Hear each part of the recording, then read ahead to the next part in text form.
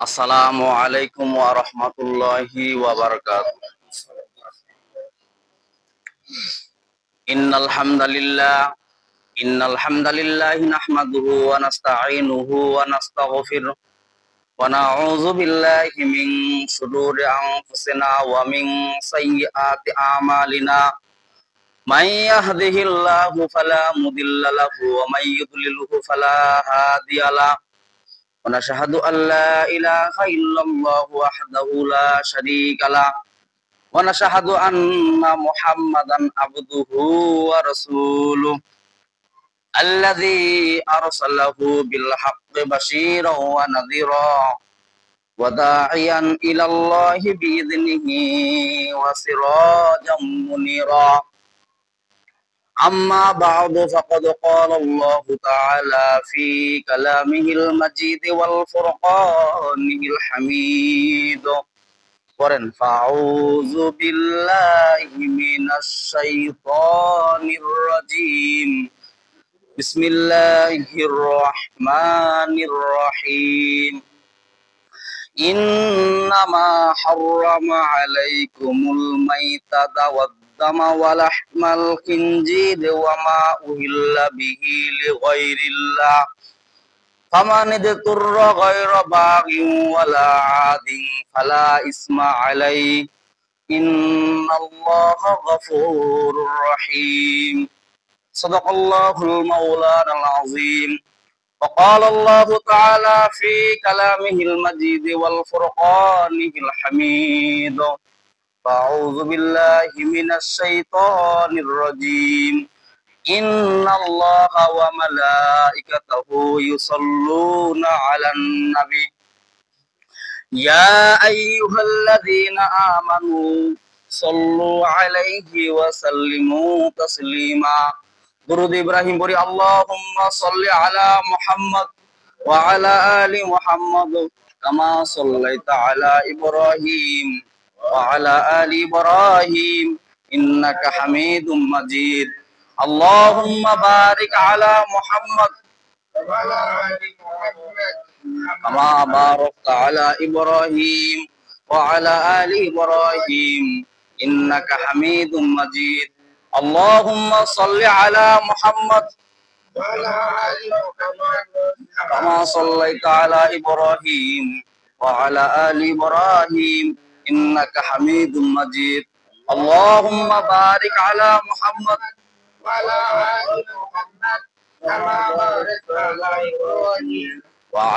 آل إبراهيم إنك حميد مجيد.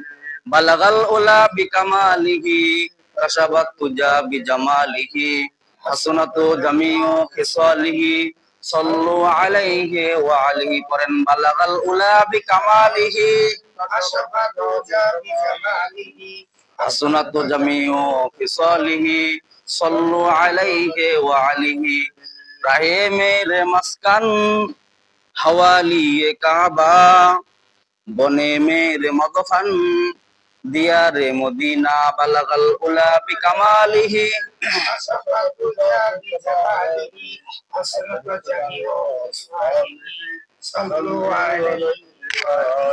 ইমানের পথে অবিচল থেকে আমার মরণ যেন হয়।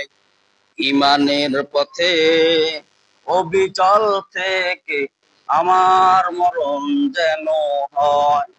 তোমারই কাছে মিনতি আমার, তোমারই কাছে মিনতি আমার, ও গো মহিম দয়াময়। ইমানের পথে অবিচল থেকে আমার মরণ যেন হয়। ইমানের পথে অবিচল থেকে আমার মরণ যেন হয়। আলহামদুলিল্লাহ, সমস্ত প্রশংসা সেই মহান রব্বুল আলামিনের, যিনি আমাদের জিলকদ মাসের তৃতীয় জুমায় শরীক হওয়ার তৌফিক দান করলেন। সেই মহান দরবারে আমরা শুকরিয়া জ্ঞাপন করি। আমরা সকলে অন্তর থেকে খালিস নিয়তে পড়ি আলহামদুলিল্লাহ। আল্লাহ পাক কালামের ভিতরে বলেন লাইন শাকারতুম লাযিদান্নাকুম ওয়া লাইন কাফারতুম ইন্না আযাবি লাশাদীদ। যে বান্দা আমার নিয়ামত পাইলো, নিয়ামতের শুকরিয়া আদায় করে, তার নিয়ামতকে আমি আল্লাহ পাক বাড়ায় দেই বলি সুবহানাল্লাহ। জিলকদ মাসের আজকে মনে করেন তৃতীয় জুমা, আর একটা জুমা পাবে, তাহলে জিলকদ শেষ। তারপর জিলহজ, জিলহজের 10 তারিখে মনে করছে কুরবানি ঈদ। ঈদ কুরবানি, কোন কুরবানি? গরু কুরবানি। কি কুরবানি? উট, দুম্বা। সৌদি আরবে যারা উট, দুম্বা কুরবানি করবে, আর আমাদের এখানে বাংলাদেশ কি কুরবানি হবে? গরু, ছাগল। গরু, ছাগল, গরুটা কেমন কুরবানি, কেমন বস্তু হইতে হবে, ছাগলটা কেমন বস্তু হইতে হবে? বলা হয়েছে যে গরুর মধ্যে 7টা ভাগ দেওয়া যায় যাচ্ছে, যেমন 3টা, 5টা, 7টা। এই 7টা ভাগে মুফাসসিরগণ ব্যাখ্যা করছে যে রুকুর মধ্যে 3 তাসবিহ পড়ে না নাই, 3 তাসবিহ, 5 তাসবিহ এবং 7 তাসবিহ পরিমাণ করা যায় যাচ্ছে। ওই তাসবিহটা আবার কুরবানির মধ্যে ঢুকাই দিলে, বলেন না সুবহানাল্লাহ। আবার কুরবানি ঈদের এই জিলহজ মাসের 9 তারিখ থেকে 13 তারিখ আসর পর্যন্ত একটা তালকিন আছে, বলেন এটা কি? আল্লাহু আকবার, আল্লাহু আকবার, লা ইলাহা ইল্লাল্লাহু, আল্লাহু আকবার, আল্লাহু আকবার, ওয়ালিল্লাহিল হামদ, আল্লাহু আকবার। বলা হয়েছে যে এটা কোথা থেকে আসলেন, এই তালকিনটা কোথা থেকে আসলেন? হযরত ইসমাঈল আলাইহিস সালামকে যখন কুরবানি করার জন্য তার বাবা নিয়ে গেলেন, নিয়ে যাওয়ার পরে প্রথমবার ছুরি চালাচ্ছেন, ছুরি কুরবানি হয় না। দ্বিতীয়বার চালালেন, কুরবানি হচ্ছে না। তৃতীয়বার যখন মানে ধার দিয়ে যখন চালা শুরু করে দিয়ে দিলেন, কিছুক্ষণ পরেই দেখলেন যে রক্ত হাতে লাগলো, বলেন না সুবহানাল্লাহ। তখন জিবরাইল আমিন বলতেছে, আল্লাহ যদি মানুষ কুরবানি হয়ে যায়, তাহলে প্রতি বছরে বছরে করে একটা করে মানুষ কুরবানি হয়ে যাবে, তাহলে কেমন দেখায়? এজন্য জান্নাত থেকে একটা দুম্বা নিয়ে আসছিলেন, বলেন না সুবহানাল্লাহ। সে দুম্বা জান্নাতে দুম্বা কুরবানি হয়ে গেলেন, এবং আকাশের ফেরেশতারা ওরা বলা শুরু করে দো আল্লাহু আকবার, আল্লাহু আকবার। জিবরাইল আমিন বলছে লা ইলাহা ইল্লাল্লাহু, আর ইব্রাহিম আলাইহিস সালাম আল্লাহু আকবার, আল্লাহু আকবার, ওয়ালিল্লাহিল হামদ। এই যেটা বাক্যটা আল্লাহর এত পছন্দনীয় হয়ে গেল, এটা আল্লাহ তাআলা ওয়াজিব করে দিলেন বান্দার জন্য, বলেন না সুবহানাল্লাহ। পুরুষরা যারা ফরজ নামাজের পরে বলা হয়েছে যে এটা কমসে কম 3 বার করে পড়তে হবে, একবার পড়া মুস্তাহাব আর 3 বার পড়া হলো ওয়াজিব। এটা এই বাক্যটা পড়তে হবে। এটা এমন একটা মানে প্রযোজ্য আল্লাহ পাক দান করে দিলেন, আল্লাহ পছন্দ হয়ে গেলেন। যার প্রতি আল্লাহ কোনো জিনিস কখন পছন্দ হয়ে যায়, ওটা আল্লাহ কায়েম মাকাম রাখে দেন, বলেন না সুবহানাল্লাহ। আজকে জুমার আলোচ্য বিষয় হলো হারাম বস্তু। একটা হলো হালাল বস্তু, আর একটা হলো হারাম বস্তু। তা হারাম বস্তু আল্লাহর নাম বাদ দিয়া যেটা কুরবানি করা হয়, হারাম বস্তু আরো আছে, কিন্তু হালাল বস্তুটা যখন আল্লাহর নাম বাদ দিয়া কুরবানি করবেন, তখন ওটা কি হয়ে যাবে? মৃত্যু প্রাণী, মৃত্যু প্রাণীর গোস্ত খাওয়া হালাল না হারাম? এখন বলতে পারেন যে হুজুর মৃত্যু প্রাণীর গোস্ত খাওয়া হারাম, তাহলে যে মাছ জেলা ওইটা কি জীবিত না মৃত্যু? মুফাসসিরগণ ব্যাখ্যা লিখছে যে প্রাণীটা জবাহ করে খাওয়া হালাল, সেই প্রাণীটা যদি জবাহ করার আগে যদি মা মৃত্যুবরণ করে, সেটা হারাম। তার মধ্যে গরু আছে, ছাগল আছে, উট আছে, দুম্বা আছে, কিন্তু মাছের কথা এখন তো এমন ব্যাখ্যাকারী দেখায়, হরুলের মধ্যে মনে করে যে মৃত্যু প্রাণী নিয়ে খাওয়া দাওয়া শুরু করে দিয়ে দেয়, আছে না না এরকম? মুরগিটা মুড়ে মারা গেছে, কিছু মতো আনে দিয়ে দিল, বাস খাই ফেলাও। আর যারা খাবে তার কোনো গুণা হবে না, যে খিলাবে তার ডবল গুণা হবে। কেমন? একটা মিথ্যা কথা বলে ওই বস্তুটা খাওয়াইলো, আর বলে মৃত্যু প্রাণী খাওয়াইলো, ঠিক কিনা বলেন? তার জন্য ওর আমল নামায় ডবল গুণা হবে। আল্লাহ পাক সূরা বাকারার 173 নম্বর আয়াতে সরল বাংলা অনুবাদ হলো যে আল্লাহ পাক বললেন যে আমি মৃত্যু প্রাণীকে আমার বান্দার জন্য হারাম করেছি। ওয়াদামা ওয়ালা হামাল খিনজির, এবং রক্তকে আমি আল্লাহ পাক হারাম করেছি। অনেকজন আছে রক্ত পান করে, আছে না নাই? এখনো দেখবেন মুশরিকরা যারা বেদিন, যারা হিন্দু, তারা দেখবেন একটা কোনো জিনিস কুরবানি করার পরে ওটা লাগাই দিয়ে আনে, ওই ছাগলের রক্তটা নেয়। কিন্তু রক্ত খাওয়া কি হারাম? কেন হারাম? কারণ রক্তের ভিতরে জীবাণু থাকে। কি থাকে? জীবাণু থাকে। বলা হয়েছে যে একটা প্রাণীর ভিতর যখন রক্তটা থাকার কারণে ওই রক্তটা চলাচল যতক্ষণ পর্যন্ত সমস্ত মানে জীবাণু গুলা রক্তের মধ্যে চলে যায়। এই জন্য রক্ত টেস্ট করলে রোগ পাওয়া যায় যে এর ভিতরে কি আছে না আছে। রক্ত পরীক্ষা করে ডায়াবেটিস চেক করা হয় নাকি না? প্রস্রাব চেক করে, রক্ত চেক করে। বলা যে রক্তটা আগে চেক করে, ওই রক্তের মধ্যে সবকিছু দেখা ভেজাল নাকি। অ্যালার্জি দেখবেন, রক্ত যদি গন্ডগোল হয় তাহলে শরীরের মধ্যে অ্যালার্জি। এই জন্য আল্লাহ বলেন ওয়াদামা, রক্ত হারাম, ওয়ালা হামাল খিনজির, এবং শুকরের গোশত খাওয়া হারাম। বলেন না নাউজুবিল্লাহ। কেন হারাম করলেন শুকরের গোশত খাওয়া? কারণ শুকরের ভিতরে এমন কিছু জিনিস আছে যেটা নাপাক। বলেন না নাউজুবিল্লাহ। আল্লাহ পাক বলেন যে আমার বান্দাকে আমি বড় ভালোবাসি, এই জন্য আমি কিছু বান্দাকে সুস্বাস্থ্য যেন ভালো থাকে, সেজন্য আমি হালাল প্রাণী তাদের জন্য জায়েজ করে দিই। গরুটা যখন জবহ করেন, এমন তো দেখা গেছে যে ঢাকার মধ্যে ওই মালকাস মারে নাকি গরু জবহ করে, গরুটা মরতে না জীবন চাইতে না চাইতে মনে করেন যে আধা গোস্ত বিক্রি করা শেষ, বলে না নাউজুবিল্লাহ, এমন লোক আছে না নাই? যখন ওই গোস্তটা পাল্লার মধ্যে চড়াই দেয়, পাল্লার মধ্যে লাফালাফি ফালাফালি করে, বলছে কি ব্যাপার, গোস্ত যে আপনি পাল্লার মধ্যে চড়াইলেন, ওটা ফালাফালি করতেছে, এখন আবার ডিজিটাল কায়দা বলতেছে যে গোস্ত জিকির করছে, বলেন না নাউজুবিল্লাহ, পাল্লার মধ্যে লাফালাফি করছে ওই জন্য জিকির করছে। ভন্ডরাও তো ওইভাবে জিকির করে, লাফা ফালাফালি, খারাপ দেখবেন গাছ বাইয়ে উঠে, খারাপ দেখবেন যে বাঁশ বাইয়া উঠে, এই ভন্ডর জিকির এরকম। কিন্তু এটা জিকির ইসলামে যায় আছে নাকি? আল্লাহ বলেন যে আমি আস্তে বললো শুনি, জোরে বললো, আল্লাহ কি বহেরা নাকি? আল্লাহ কি পোষা নাকি? আল্লাহ কি কানা নাকি? আল্লাহ বললেন যে বান্দা আস্তে বললেও শুনি, দেখি, এবং জোরে বললেও শুনি। বান্দা অন্তরের খবর কে জানেন? আল্লাহ তাআলা জানেন। আজকালকার মানুষ তো ভালো বুদ্ধি পরামর্শ দেওয়া যায় না। কেমন ভালো পরামর্শ দেওয়া যায় না? বাজারের মধ্যে এক লোক যাচ্ছে, যাওয়ার পর পিছন পাশ দিয়া সিরা লুঙ্গি, আর পিছন পাশ দিয়ে সিরা। এখন পাশে আর এক ভাই বলতেছে, এখন সিরা বললে কেমন দেখা, একটা লজ্জা পাবে, এই জন্য বলছে ভাই আপনার পিছন দিয়ে তো জয় বাংলা দেখা যাচ্ছে। এক বলছে সর্বনাশ, জয় বাংলা দেখা যাচ্ছে, জয় বাংলা শরীফের মধ্যে চলে কায়না কালতে, জয় বাংলা তো উঠে গেছি, এখন তো আল্লাহ তো ধুকনি হবে, আপনার জয় বাংলাতে পিছন ভাগে লাগাইছে, পিছন ভাগে তাকায় দেখে সর্বনাশ সিরা, বাস কোনো ঢুকে পড়ে না, যাই দিয়েছে। বলছে কি ভাই আপনার পিছনে জয় বাংলা দেখা যাচ্ছে, আপনি লুঙ্গিটা ঘুরাই পড়েন। বলছে ভাই পিছন দিকে সিরা, ঠিক আছে জয় বাংলা দেখা যাচ্ছে, যদি সামনে বসে পড়ি তাহলে দেখা যাবে সোনার বাংলা, ওই জন্য আমি এইভাবে ঘুরাই না লুঙ্গিটা। এমন লোক আছে না নাই? মানে ভালো পরামর্শ দিবেন ভাই আপনার এটা এটা সমস্যা, না ওটা আর উল্টা আপনাকে আরো সাজেশন দিবে, এমন লোক আছে না নাই? আল্লাহ পাক বলেন ইন্নামা হাররামা আলাইকুমুল মাইতাতা ওয়াদ-দামা ওয়া লাহমাল খিনজির ওয়া মা উহিল্লা বিহি লিগাইরিল্লাহ ফামান ইদতুররা গায়রা বাগিন ওয়ালা আদিন ফালা ইসমা আলাইহি ইন্নাল্লাহা গফুরুর রহিম। আমার জীবন, আমার মরণ, আমার জিন্দেগি, আমার জীবন, আমার মরণ, আমার জিন্দেগি, ইয়া এলাহি, ইয়া এলাহি কবুল করো আমার বন্দেগি, আমার জীবন, আমার মরণ, আমার জিন্দেগি। আল্লাহু আকবার। আল্লাহ পাক বলেন ইন্নামা হাররামা, ইন্নামা মুফাসসিরুন ব্যাখ্যা লিখছে ইন্নামা, এর পরে কোনো কথাই নাই। মুফাসসিরুন ব্যাখ্যা লিখছে ইন্নামা, আল্লাহ পাক এই জন্য ব্যবহার করেন, তারপরে আর কোনো কথা থাকে না, মানে এটাই কার্যকরী কথা। হাররামা আলাইকুমুল মাইতাতা, মৃত্যু প্রাণী তোমাদের জন্য হারাম করা হয়েছে, বলেন না সুবহানাল্লাহ। মৃত্যু প্রাণী কোন প্রাণী? যে প্রাণী জবহ করে হালাল। এখন তো আমরা কুরবানি ঈদের গরু খুঁজি, কেমন গরু খুঁজি? যে গরুটা গোস্ত বেশি হবে, হ্যাঁ গোস্ত খাওয়া যাবে, এই নিয়ত দিয়ে কেউ যদি কুরবানি করেন আর কুরবানি কবুল।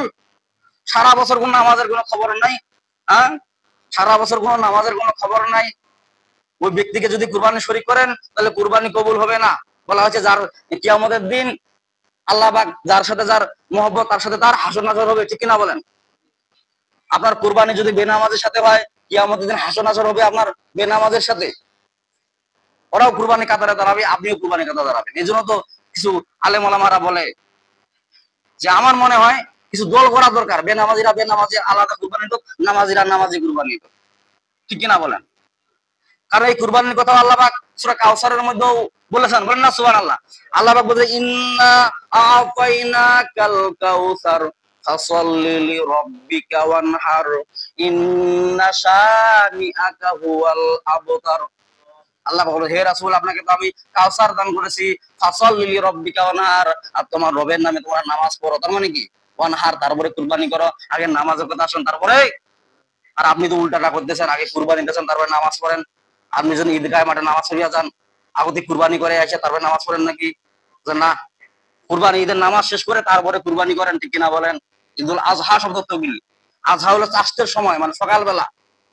আজহান শব্দ হলো চাষতের সময়। চাষের সময় কাকে বলে? যারা চাষতে নামাজ পড়েন তারা জানেন।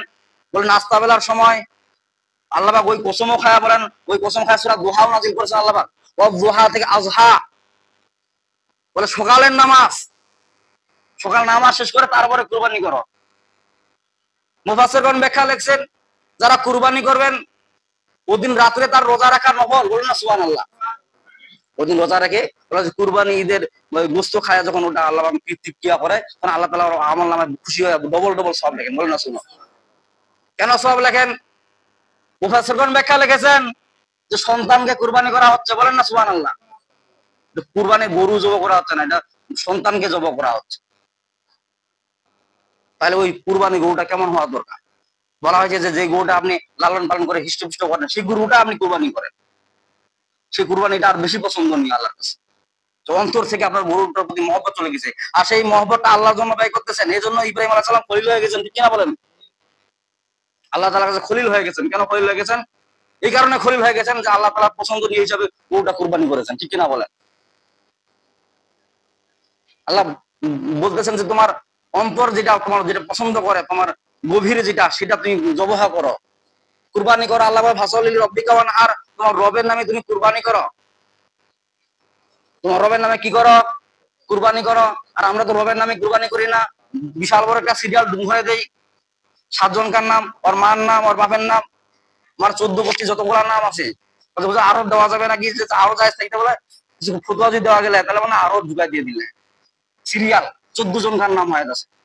ওই বাপের নাম ছেলের নাম করতে করতে 14 জনকার নাম। আর ওই ইমাম সাহেব ওই নাম বলতে বলতে এতে মনে হচ্ছে গরু ফেলে দিয়া, গরু তো শাস্তি পাচ্ছেই, ঠিক না? একটা গরুকে যখন বাঁধে ফেলে দেওয়া হয় ওকে আরাম পায় নাকি? আপনার ছেলেটা যদি ভাবে কোরবানি দেওয়া হয়তো কেমন লাগতো আপনার? এখন আপনি বলতে পারেন যে হুজুর তাহলে নামগুলা বাদ।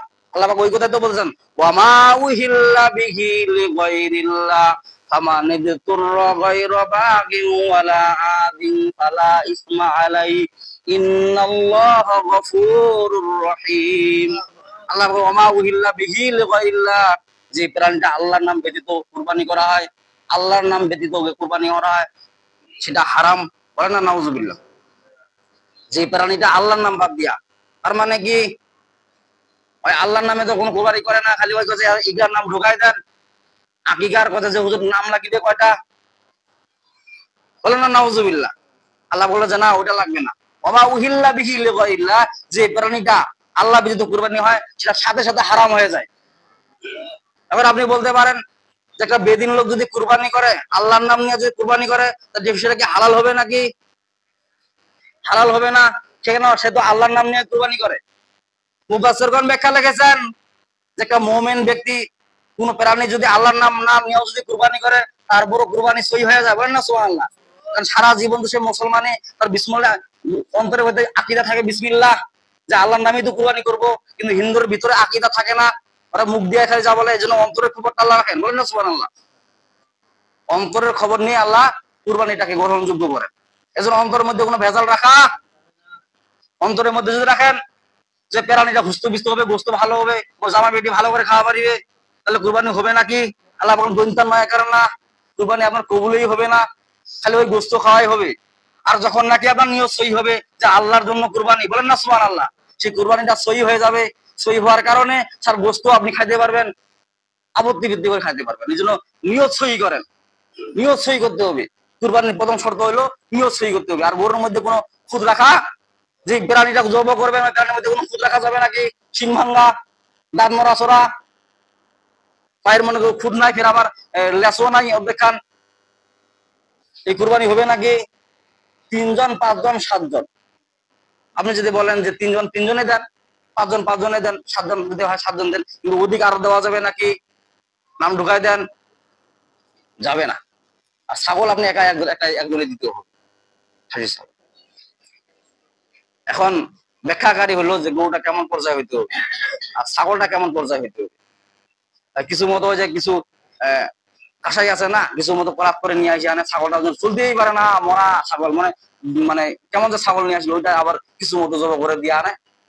মানে ওই ছাগল বলতেছে যে তুই মুখ জব করেই ফেলা। বলছে কেন? বলছে মোর শরীরেই তো চলে না, মুখ জবাই করে ফেলা, দেখায় ফেলা, আমার শরীরেই চলে না, এরকম ছাগল দেয়। এমন ছাগল আবার লাইন ধরে, সিরিয়াল ধরে গোস্ত নেওয়ার জন্য।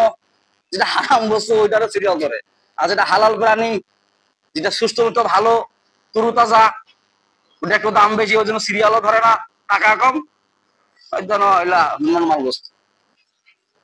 1400 টাকা নিয়ে দূরে 2 কেজি গোস্ত তো পুরো 2 কেজি, এই বেটা 1500 টাকা 2 কেজি হয়, 750 টাকা করে কেজি, আর তুই 1400 টাকা নিয়ে আসছিস। তাহলে তোর গোস্তই খাম নাই, বলছে না খা, তুই আলু ভর্তা দিয়ে ভাত খা। বলেন না নাউজুবিল্লাহ। গরিব দুঃখী আল্লাহ আল্লাহ রাসূল বলছেন যখন নাকি তোমার পাশে যখন অসহায় লোক যাবে, গরিব দুঃখী, সে তার ঢুকতেছে 1400 টাকা, তুমি 2 কেজি গোস্তকে দিয়ে দাও। হয়তো বা ওর প্রাণী বাড়ির মধ্যে মনে করে যে মেহমান আসছে, গরিব হালতে চলতেছে, রাসূল বলছেন যে তাকে তুমি দেখো, আল্লাহ তোমার ব্যবসার মধ্যে বরকত দিবেন। বলেন না সুবহানাল্লাহ। একজন দুজন কাকে যদি এইভাবে দেয়, লস হবে নাকি? এখন তো আবার দেখবেন যে কিছু ভিক্ষুক সিরিয়াল ধরে, সিরিয়াল যেহেতু দেশের গরিব মানুষ হিসাবে সিরিয়াল ধরে, ওইটাও করা যাবে। ওইটা করা যাবে নাকি? আল্লাহ পাক বলতেছেন ইন্নামা হাররামা আলাইকুম মাইতাতা ওয়াদ-দামা ওয়া লাহমাল খিনজির ওয়া মা উহিল্লা বিহি লিগাইরিল্লাহ ফামান দুররা গায়রা বাগিন ওয়ালা আদিন ফালা ইসমা আলাই ইন্নাল্লাহা গফুরুর রহিম। মুফাসসিরগণ ব্যাখ্যা লিখছেন, একটা প্রাণী যখন কুয়ার মধ্যে পড়ে যায়, হালাল বস্তু একটা গরু অথবা একটা ছাগল কুয়ার মধ্যে পড়ে গেল, ওর এখন জীবন যায় যায় অবস্থা, আপনি তুলতেও পারতেছেন না। এখন আপনারা ফতোয়া দেন, এটা কেমন করে হালাল হবে? বস্তুটা খাওয়া যাবে কি যাবে না? বলেন, ওই বস্তুটা কি খাওয়া যাবে কি যাবে না? একটা প্রাণী মধ্যে কুয়ার মধ্যে পড়ে গেছে, গরু অথবা ছাগল বা ভেড়া, এটা মনে করে জবাই করে হালাল, খাওয়া খাওয়া হালাল। ওই প্রাণীটা আপনার কুয়ার মধ্যে পড়ে গেল, এখন ওই প্রাণী গোস্তটা আপনি কেমন করে খাবেন বলেন দেখি? জবাই করা যাচ্ছে না, অত মনে করে যে খাটাবো নিচে খাড়ের মধ্যে কি আপনি জবাই করবেন, তাহলে তো বলি হয়ে যাবে হিন্দু, ঠিক কিনা বলেন? এখন ওই প্রাণীটা খাবেন কেমন করে? আল্লাহ পাক ওই কথাও কোরআনের মধ্যে নোট করেছেন, বলেন না সুবহানাল্লাহ। আল্লাহ পাক বলেন ফামানি তুররা গায়রা বাগিন ওয়ালা আদিন ফালা ইসমা আলাই ইন্নাল্লাহা গফুরুর রহিম। ফামানি তুররা গায়রা বাগিন ওয়ালা আদিন, যদি ওই প্রাণীকে তোমার ওঠার সামর্থ্য যদি না হয়, তুমি তুলতে না পারো, আল্লাহর নাম নিয়া যে কোনো জায়গায় আঘাত করে যদি মৃত্যুবরণ করে, সেটা প্রাণী খাওয়া জায়েজ আছে, বলেন না সুবহানাল্লাহ। আল্লাহ তা কত বড় সহজ করে দিয়েছেন, হালাল পানি অপচয় হবে কেন? আমাদের মধ্যে এমন লোক আছে, মানে কিছু কিছু প্রাণী, ছাগল হোক, উট হোক, গরু হোক, পুষি, পুষার পরে কথা এটা খাবো নাই আমরা, এটা মারা গেলে মানুষের মতন দাফন দিই, বলেন না নাউজুবিল্লাহ। আল্লাহ পাক বলেন যে তোমাকে কৈফিয়ত দিতে হবে কিয়ামতের দিন। কেন কৈফিয়ত দিবে? ওইটা তো বান্দার জন্য হালাল, ঠিক কিনা? অনেক আশেপাশে লোক আছে অসহায়, বুঝতো 1 কেজি কিনে খাইতে পারে না, আর তুমি ওই প্রাণীটা হালাল বস্তুটা মারা যাবে, তুমি মানুষের মতন দাফন করবা, ওটা তো আমি বান্দার জন্য হালাল করেছি। কিয়ামতের দিন বলা হয়েছে যে তুমি অপচয় করার কাতারে তোমার শয়তানের সাথে হাসর নাসর হবে, বলেন না নাউজুবিল্লাহ। অপচয়কারী কে, কার বন্ধু বলেন দেখি? শয়তানের বন্ধু। ওই যে শয়তানের সাথে হাসর নাসর হবে এই প্রাণীকে যদি আপনি, বান্দাকে যদি না খিলান। আপনি খাবেন না ঠিক আছে, আর লোক অসহায় লোক আছে, তার খিলান আপনি। মুফাসসিরগণ এইভাবে ব্যাখ্যা লিখছে যে হালাল প্রাণী আমরা অপচয় করা যাবে না, হালাল জিনিস অপচয় করা যাবে নাকি? ওয়ালা তুসাররিফু, আল্লাহ বলল অপচয় করিও না। যে প্রাণীটা খাওয়া হালাল, আপনি দাফন করতে পারবেন না, যদি করেন তাহলে হারাম পন্থায় চলে যাবেন আপনি। আর কিয়ামতের দিন আপনাকে হাসর নাসর হবে শয়তানের, কারণ শয়তান হলো অপচয়কারীর বন্ধু। আবার মুফাসসির বলেছে খালাতো ভাই। এজন্য আমরা যারা হালাল প্রাণী যারা কুরবানি করবো, জবাই করবো, সেই প্রাণীটা এমন বস্তু হইতে হবে যে প্রাণীর ভিতরে আমাদের মায়া মহব্বত থাকবে, ঠিক না বলেন? আর ওই কুরবানিটা হবে আল্লাহর জন্য, লিল্লাহি রাব্বিল, আল্লাহর জন্য কুরবানি হবে, মানুষের জন্য কুরবানি হবে। এই জন্য মুফাসসিরগণ ব্যাখ্যা লিখছে এইভাবে যে আমরা তো মনে করি যে ওগুলা শুনি না, ওই যে লুঙ্গিওয়ালার মতো জয় বাংলা দেখা যাচ্ছে সোনার বাংলা, মানে অয় আর উল্টা বুঝিবি, বুঝেন না? হ্যাঁ, পুস্তু পুস্তু গরু না নিলে আমার বাড়ির লোক খাওয়া পারিবে নাকি? বেটি জামাই আসিবে, হ্যাঁ, পাকশাক হবে। আবার আবার দেখেন যে এমন কাজ করে, কাজে কেমন কাজ করে, 3 ভাগ। মাসআলা হলো যে কুরবানি গোস্তটা 3 ভাগ করো। 3 ভাগ করার পরে বলা হয় যে একটা আত্মীয় স্বজনের ভাগ, আরেকটা হলো নিজের ভাগ, আরেকটা হলো দোষের ভাগ। গরিব মিসকিনের কথা বলা হয় নাই। গরিব মিসকিন যদি আসে আপনার কাছে, তাহলে আপনার পার্সোনাল আপনার কাছ থেকে তরকারি দেওয়া লাগবে, ওই দোষের ভাগ থেকে দেওয়া আপনার কুরবানিও হবে না। যদি দোষের ভাগ থেকে যদি আপনি 1 টুকরা যদি কাগজ দেন, বলা হয় যে পারলে আপনার ওখান থেকে দোষের ভাগের মধ্যে জড়া দেন, এইভাবে লেখা আছে। কিন্তু এইভাবে লেখা নাই দোষের ভাগ থেকে আপনি গরিব মিসকিনকে দেন, বলা যে দোষের ভাগকে দশের লোককেই দেন। যদি গরিব মিসকিন যদি পার্সোনাল আপনার কাছে যদি আসে যে ভাই আমাকে কিছু তরকারি দেন, ভাই আপনি বলবেন যে ভাই দোষের মধ্যে নাম লেখা। যদি দোষের মধ্যে নাম লেখাতে না চায়, তাহলে আপনার পার্সোনাল আপনার জায়গা থেকে দেওয়া লাগবে, এবং যারা কাটাকাটি করবে তাদের পারিশ্রমিক আলাদা দেওয়া লাগবে। ওই তরকারি বদলে দেওয়া যাবে? তাহলে তো আপনার কুরবানি হইলো না। আপনি লোকটা কাটাছাড়া করে দিল, কাসাই মানুষ, আলাদা পার্সোনাল কোনো মাহিনা দেওয়া লাগবে, কারণ আপনার তো মাহিনা করেন, আপনি নিজে কাটাছাড়া করেন, আর জন্য লোক কেন নিয়ে আসছেন আপনি? এই জন্য যে কাটে দিবে তাকে আলাদা মাহিনা দেওয়া লাগবে, 10-এর ভাগের মধ্যে দেওয়া যাবে না। 10-এর ভাগ তো পাবেই, আমরা পার্সোনাল তার পারিশ্রমিক দেওয়া লাগবে। এটা আমরা অনেকেই ভুল করি, এই 10-এর নাম দিছি না বা আশা করে দে, এমন লোক আছে না? নাই? নাই মনে হয়। এমন লোক যদি থাকে তখন তওবা করেন, 10-এর ভাগ তো পাবেই, পারিশ্রমিক আপনি লোকটাকে ডাকলেন কেন? পারিশ্রমিক অর্থের দাম আছে একটা পারিশ্রমিক, ঠিক না বলেন? সে যদি আপনার গোস্ত যদি কাটাছাড়া না করে, আর বড় 10-এর ভাগ আপনাকে দেওয়া লাগবে না? লাগবে। সে যে আপনার কাটলো, পারিশ্রমিক আপনার খুশি হয়ে কিছু দেওয়া লাগবে, যদি নাও নিতে চায় 3 ভাগের 1 ভাগ দেওয়া লাগবে পারিশ্রমিক। না হলে আপনার আপনি যেটা আপনার ভাগের গোস্ত সেখান থেকে আপনাকে তরকারি দেওয়া লাগবে। আল্লাহ পাক কারো প্রতি কোনো জুলুম করেন না। আপনি আত্মীয় স্বজনের ভাগ পাইলেন, একটা নিজস্ব ভাগ পাইলেন, 10-এর ভাগ একটা ভাগ করছেন, 3 ভাগের 1 ভাগ, তার 10 তো বিশাল বড় 10, ঠিক না বলেন? তার মধ্যে থেকে আপনি যদি গরিব মিসকিনে দেন, তাহলে আপনার ভিতরে মানবতা কি থাকলো? সেখান থেকে যদি আপনি পারিশ্রমিক দেন, তাহলে আপনার ভিতরে কি থাকলো? আল্লাহ পাক তো ওই কথাই বলতেছেন যে তোমরা বান্দার প্রতি জুলুম ওইটাও দেয় এইটাও দেখো, তামানে খাবে। তা আল্লাহ পাক আমাদেরকে সবাইকে সঠিক সমাজ দান করুক। ওয়া আখিরু আলহামদুলিল্লাহি রাব্বিল আলামিন। যাদের সুন্নাত বাকি আছে সুন্নাত